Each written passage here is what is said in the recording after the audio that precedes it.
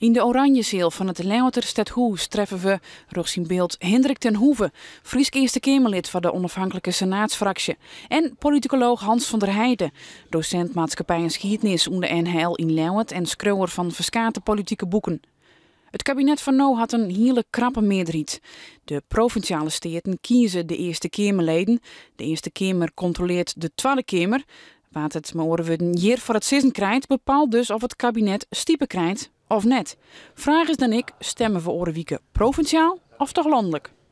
Ik denk, de meeste mensen zullen toch wel begrijpen dat ze voor de Staten kiezen. Maar ik denk dat ze hun stem, waar ze op stemmen, dat ze dat laten afhangen van hoe ze over de landelijke verhoudingen denken. Ik denk dat je voor een heel groot part daar wel gelijk aan had. Jet in elk geval zou er wezen dat je kiezen op basis van wat hem jaren voordoet, van wat jaren beslist wordt. Maar de richting die wij jaren kiezen voor de steden, diezelfde richting komt dan echt ter uitdrukking in de Eerste Kamer. Ik denk, misschien uw eigen achterban, de FNP, dat daar dit soort dingen nog wat sterker leven, maar bij de rest van de kiezers denk ik toch dat die afweging meer langs de nationale lijn verloopt.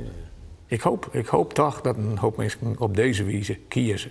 Het is weer dat er landelijk natuurlijk politiek een hoop te redden is op het heden. En dat wij u hier best bewust zijn. Daar is niks op te zien. Wij stelden net in mezelf vast dat die nationale verkiezingsdebatten, daar zit nog wat debat achteraan. Ik bedoel, daar gebeurt nog wat. Maar dat de Friese lijsttrekkersdebatten, dat toch hele vriendelijke, maar daardoor ook wat saaie bijeenkomsten zijn geworden. Maar ook die landelijke politiek, en wij alle jaren, maar dus bewust wezen dat het gaat om het benemen van steden die allereerst de provincie besturen moeten. Als straks die 564 statenleden zijn het geloof ik, als ik zeg uit het hoofd, die 75 Eerste Kamerleden kiezen, dan gebeurt het op een zodanige manier dat de opkomst bij de statenverkiezingen geen rol speelt.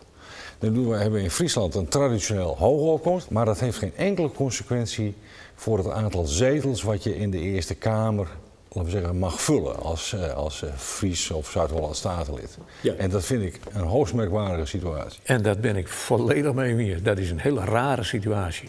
Misschien moest dat ook definitief veroordelen. Misschien moest je wel zeggen van de Eerste Kamer werd kiezen door de provincies. Lid de provincies direct duidelijk haar eigen mensen net tasturen. Ja. En die discussie moet na de verkiezings van 2 maart maar vierd worden. Het is nou eerst om de kiezer.